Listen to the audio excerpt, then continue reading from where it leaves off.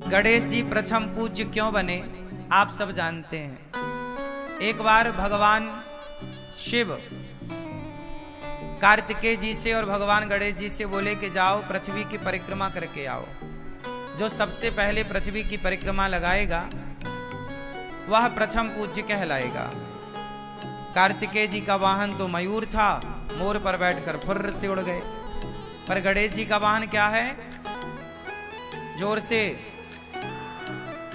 चूहा, मूषक। गणेश जी का वाहन है चूहा। तो गणेश जी धीरे धीरे चले। अब गणेश जी जब चले तो गणेश जी सोचे कि मैं पूरी पृथ्वी की परिक्रमा कैसे लगाऊं। बोले संपूर्ण विश्व माता पिता में समाया है, क्योंकि माता पिता में हम समाये थे। माता पिता से ही ये संसार प्रकट होता है। इस संसार में कोई भी हो, बिना माँ बाप के संसार में आने की इजाजत नहीं है। भगवान ही क्यों ना हो, उनको भी माता पिता का आश्रय लेना पड़ा।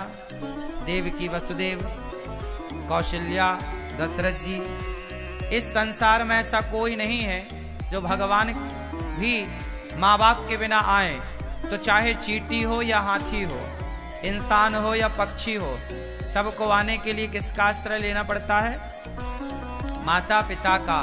तो माता पिता ही ये सृष्टि को उत्पन्न करने वाले हैं, सृष्टि को रचने वाले हैं। इसलिए गणेश जी ने सोचा कि माँ बाप को प्रणाम कर लूं, परिक्रमा कर लूं, तो संपूर्ण पृथ्वी की परिक्रमा करने का हमें फल मिल जाएगा।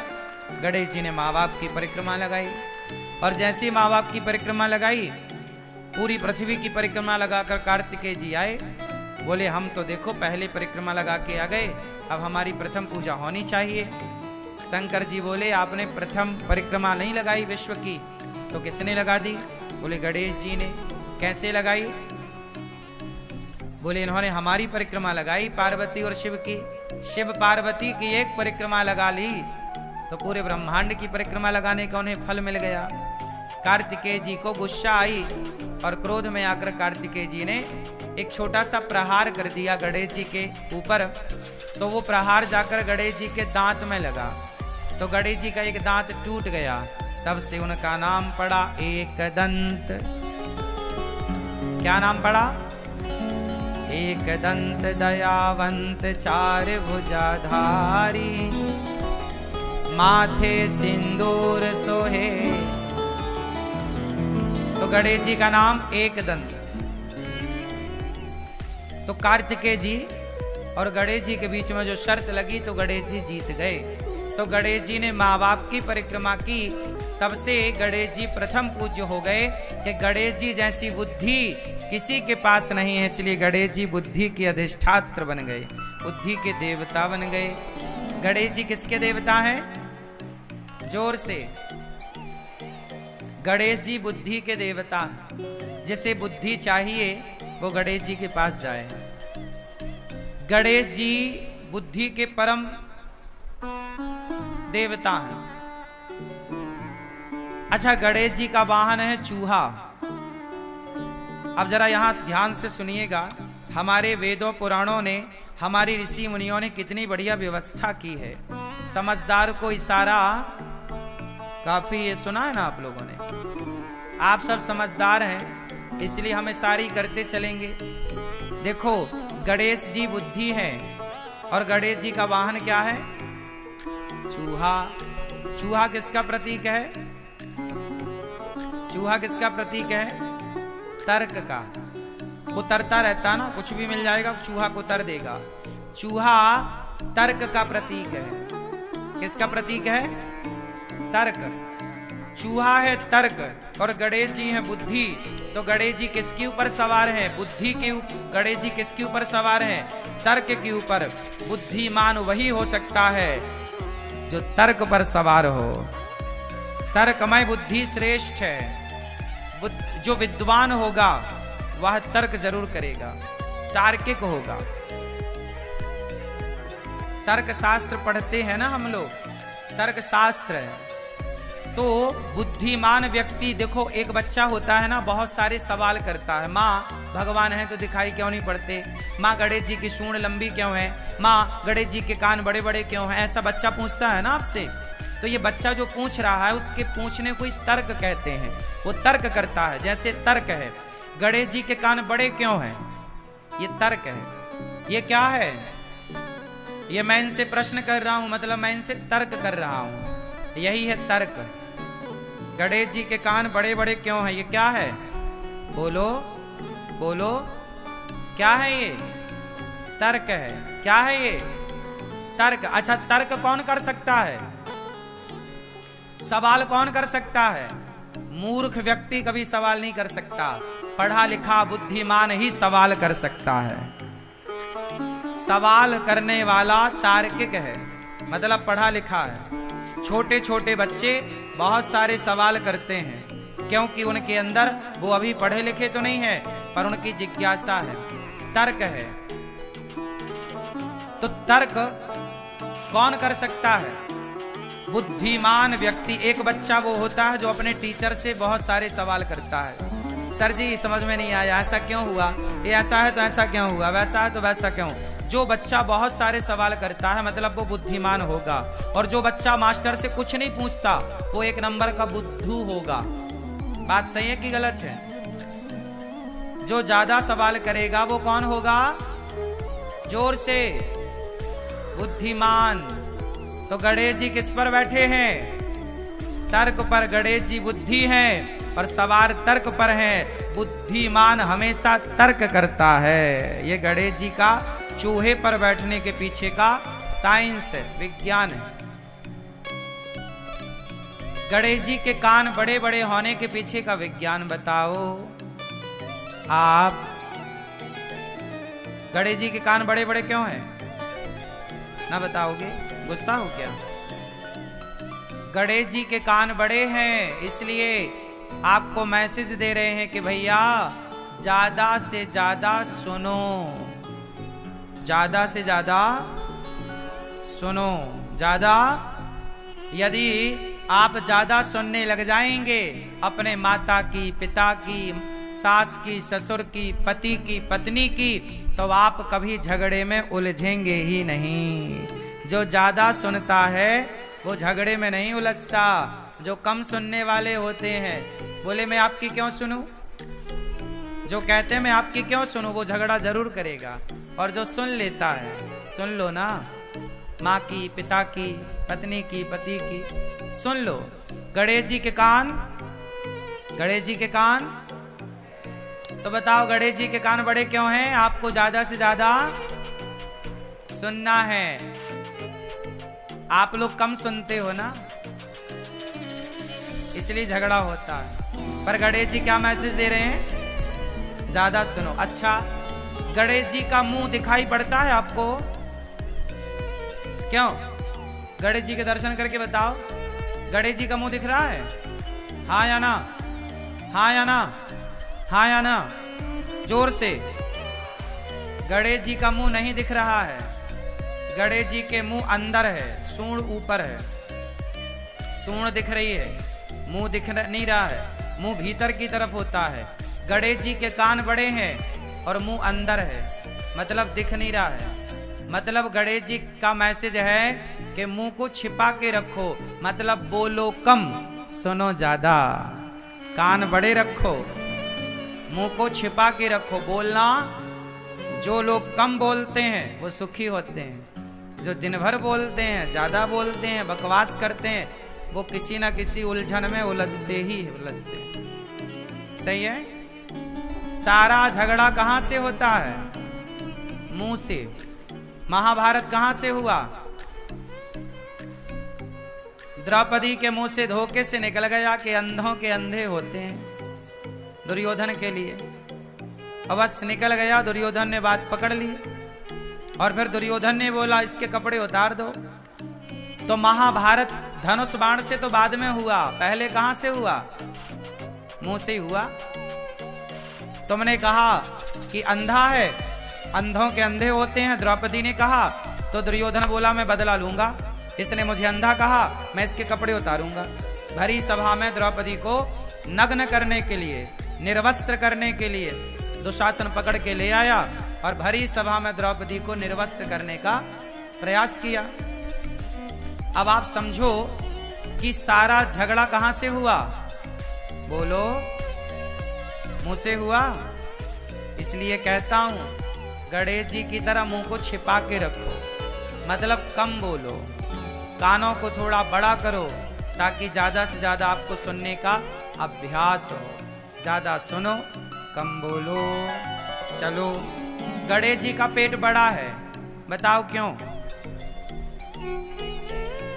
आप बताओ, गणेश जी का पेट बड़ा क्यों है? हा? बताओ मेरी माँ। ज्यादा खाते हैं? नहीं, गणेश जी ज्यादा नहीं खाते। गणेश जी एकदम फिट हैं, पर पेट बड़ा के पीछे एक मैसेज है। गणेश जी का पेट बड़ा इसलिए है, समाज को समझाना चाहते हैं कि भैया परिवार की बातों को पेट में ही रखा करो, पचा लिया करो, परिवार की बातों को बाहर ना उगला करो। आप लोग जरा घर में झंझट होती है ना तो जाके पड़ोसन के घर रो लेती हो, सास ने ऐसा कह दिया, फलाने ने ऐसा कह दिया। आपके पेट में कुछ भी ठहरता नहीं है, सब उगल देती हो या उगल देते हो। इससे क्या होता है? संत जन कहते हैं, अपने, एक दोहा बोल रहा हूं, फिर आप अर्थ बोलना, हमें उसका अर्थ नहीं आता, आप लोगों से जानेंगे आज। अपने अपने घरन का दुख ना कहियो रोई, सुन इठले हैं लोग सब, बांट न ले हैं कोई। अपने अपने घरन का दुख ना कहियो रोई, सुन इठले हैं लोग सब, बांट न ले हैं खोए। आप सब अपने घर का दुख किसी से मत कहो, क्योंकि दुनिया सुनती है आपके संग रो रो कर, और आपका दुख रो रो कर दुनिया सुन लेगी। आपके जाने के बाद हंस हंस कर लोग बताते हैं कि देखो इसके घर ऐसा हो गया, इसका पति ऐसा है, इसकी पत्नी ऐसी है, इसका परिवार ऐसा है, इसका बेटा ऐसा है। इसलिए अपने घर की बातें कभी कितना भी अपना हो मत बताओ, पचाओ। इसलिए गणेश जी का पेट बड़ा, कुछ बातें पेट में, हर चीज बताने की नहीं। समझ में आई क्या? बोलो हाँ कि ना। बैठ जाओ अब मेरी माँ अच्छे से। अच्छा, गणेश जी खाते क्या हैं ज्यादा?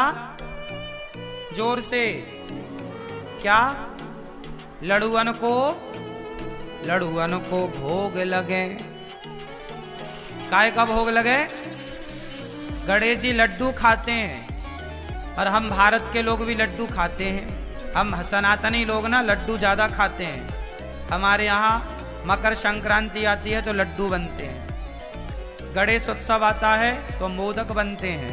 महाराष्ट्र में मोदक एक प्रकार का लड्डू ही होता है, पर लड्डू की बड़ी परंपरा है हमारे भारत में। क्यों? भारत में अनेक क्षेत्र में अनेक प्रकार के लड्डू बनाए जाते हैं। बेसन के लड्डू, तिल के लड्डू, है ना, और ना जाने किस किस के लड्डू आप सब बनाती होंगी मेरी माँ, और लोग खाते भी होंगे। अनेक अनेक लड्डू हम सब बना के खाते हैं। मोतीचूर के लड्डू, हाँ या ना, राजगिर के लड्डू, फला फला फला खूब सारे लड्डू। गणेश जी को लड्डू बड़ा पसंद है। क्यों? मैसेज क्या है लड्डू के पीछे? आप लोग लड्डू के पीछे का मैसेज समझिए, विज्ञान समझिए। लड्डू बनता है बहुत सारे दानों को जोड़कर। जैसे तिल का लड्डू बनाना है तो ढेर सारी तिल लेनी पड़ेगी और सारे तिल के दाने को जोड़ना पड़ेगा। जब जोड़ के एक कर दोगे तो लड्डू तैयार। एक दाने को दूसरे दाने से जोड़ा जाता है। बोलो हाँ। दाने को दाने से जोड़ दो, लड्डू तैयार। यही है लड्डू। कि जैसे एक दाने को दूसरे दाने से अनेक दानों को जोड़कर एक कर दिया जाए, उसी प्रकार परिवार में 10 लोग हो या 20 लोग हो, गांव में 50 लोग हो या 1000 लोग हो, लड्डू की तरह संगठित होना चाहिए। लड्डू की तरह बोलो। जैसे लड्डू बहुत सारे दानों को जोड़कर एक होता है, ऐसे आपको एक रहना चाहिए। यदि आप सनातनी एक होते तो हमारा भारत कभी गुलाम ना होता। गुलाम हुआ ही इसलिए कि तुम विभाजित हो गए, जातवाद में बट गए, ऊंच नीच में बट गए, छोटे बड़े में बट गए, अमीरी गरीबी में बट गए। यदि बटे ना होते तो क्या मजाल मुगलों की और अंग्रेजों की कि तुम्हारे देश पर आक्रमण करते और जीतते। आते, चलो आते तो तुम संगठित होते तो पछाड़ देते, पर तुम हार गए क्योंकि तुम बिखर गए। लड्डू यदि बिखर गया, दाने दाने अलग हो गए, तो वो लड्डू कहां रहा? लड्डू तो तब तक है जब तक वो एक है, जुड़ा है, संगठित है। बस यही है।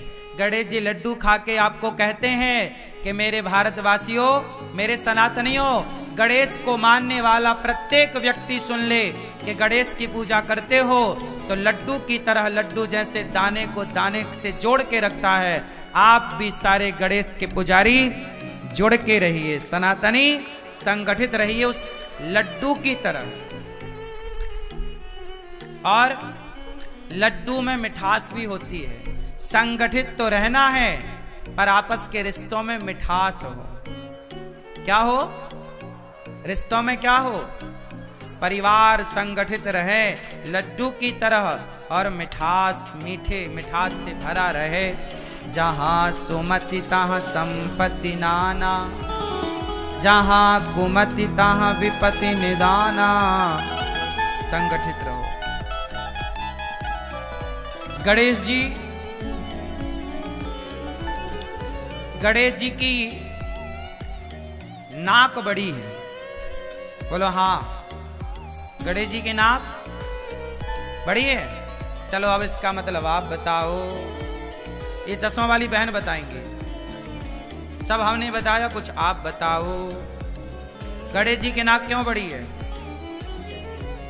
बैठे बैठे बताओ। नहीं पता क्यों? आप बताओ।